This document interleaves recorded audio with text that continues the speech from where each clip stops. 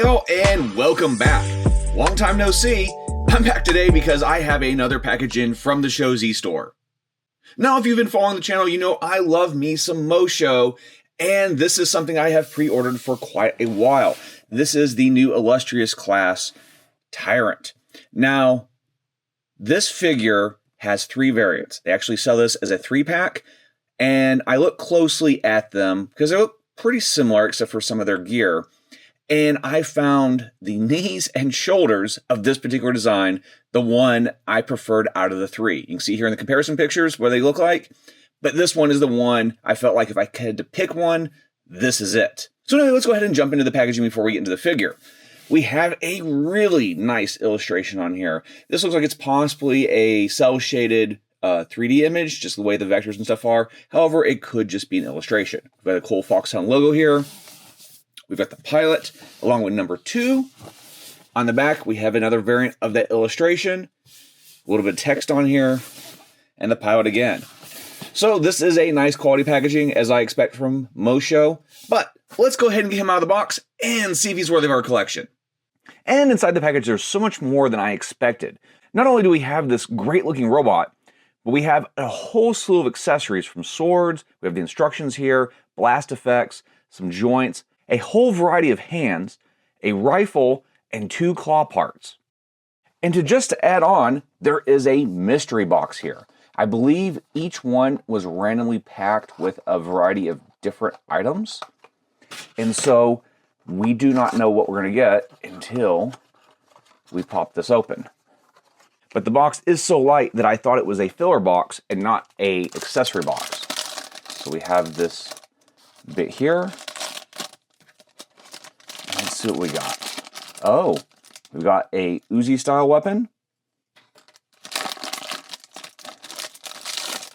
And then we have a collector card with pilots on them. So that is a cool addition. More so the weapon. I think the cards are cool that they do, but having an additional gun, which I actually didn't even know, I didn't expect to have a gun with this. I just thought it was going to be melee type, but it's really cool that we have a rifle and a close range submachine gun. So now let's go ahead and check out what's in here. Moshow does excellent packaging. They are like the Apple of mecha. So we've got a little quality assurance pass here. We open up the side and let's see what all we got. Nothing in there. So we've got pretty heavy duty pieces here. So we've got serial number you scratch off. So this is for your warranty. However, I've always had luck going through ShowZ for any of that stuff. And then we have the manual here, which is nicely printed, excellent materials. We've got a little bit on illustration, all the parts included. Then different bits about the accessories. Now there is one thing I didn't show you that's still in the box. We do have an antenna that will go here on the side of the helmet. And then it shows how all the different joints work. Posability, more illustrations, which is always welcome.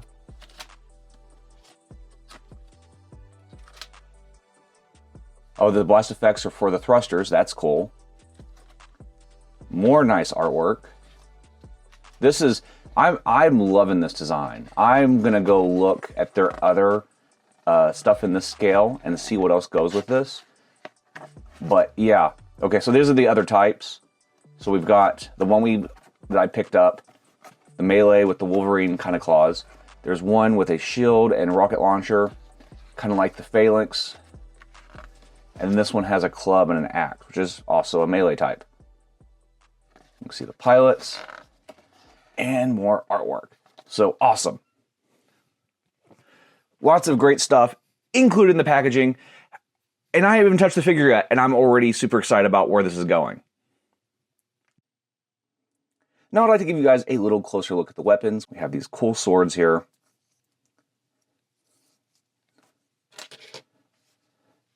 Here's a closer look at the rifle. Lots of nice detail.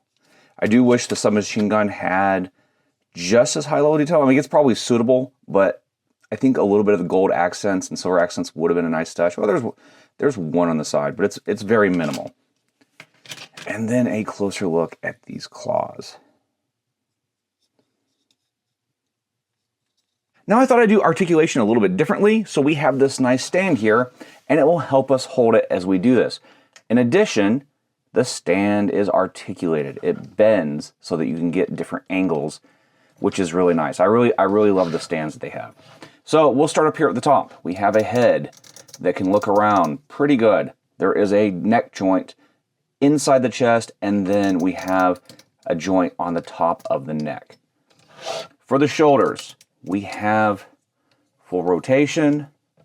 We've got a separately articulated shoulder joint. I love that shoulder design. And then within that, we have a shoulder that rotates and that can come out.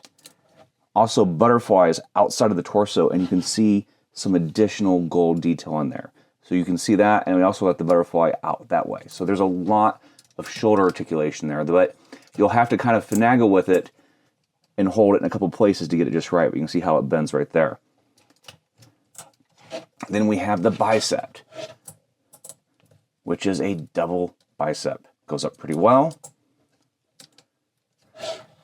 Then we have rotation at the wrist that goes in on just a simple ball joint, so that's simple enough. Then in the torso, we have quite the bend like so. Don't have a backward bend. We do have some rotation. Want to be careful with that because of these pipes around the waist. You don't want to impact it. Then on top of that, we have all these skirts that have rotation on the joint and they can lift up. Same thing for that. Same thing for that. So you have nice articulation in these skirts to where whenever you pose the legs, you can get full coverage. Then look at this nice metal hip joints in here. So we can go out like so. We have rotation there at the top of the hip. There is another joint on the inside that gives you a forward and back. And then we have a rotation on top of that. So there's a lot of articulation right there just in this section. Then, let's see, we can go ahead and move forward. So I've got his legs out a little bit because I don't want to scrape against this because this all seems like nicely painted plastic. So we have a good forward bend. And the same thing could be said for the back bend. A little bit of collision, but I think that's sufficient. Put these down. Then for the knee, double jointed knee, always nice. Really love this inner detail here inside the knee. And then for the ankle articulation, let's see what we got here. So we've got swivel, so you can get all kinds of nice angled stances. And then we have articulation at this joint up here. So that's going to be a little bit limited. You'll have to find, there's a couple joints in there, but you have to find the best angle to line that up if you're going to be that sprawled out. But that's really going excessive. I don't think most are going to have to go that far. Move this out of the way. And then we have a little bit of forward, heading back into view, and a little bit of back. So, yeah, articulation is excellent. Nice, heavy metal joints. I think they really nailed this in that respect. Look at this figure out of the box. Aesthetically, I am in love. This type of mechanical hard design is so beautiful and so well done, where it does pull from historical stuff like Gundam, but also has this new sense to it, this really new modern sense that we're seeing with the legs and things coming out of the Chinese kits that is really taking designs to the next level. Now this does have an LED gimmick in the head. I don't have the batteries, so I will be without that for now, but the eyes are painted well enough to where you can still see the details even without the LED. There's lots of nice decals all over the figure, as well as high quality paint that seems fairly durable just from my basic handling. It's very stable and does lots of great poses, and I think that this might just be the top thing I've gotten all year. And I know the year just started, but it is a big contender. It's going to be a hard thing to topple as the year goes on. Now I want to show off a few comparisons.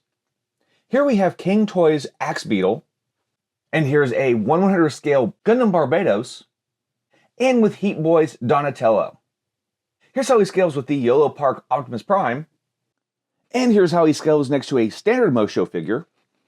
Now looking back at everything, we have such great articulation and aesthetics and design and quality that I've grown to love from Moshow. I do think this is a must pick up series, and there are 3 different configurations to pick from, and if you can't decide, they make a 3-pack where you can get all of them.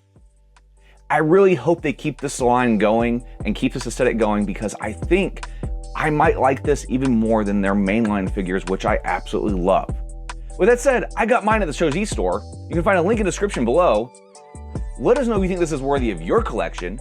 Make sure you like and subscribe, and we'll see you all next time.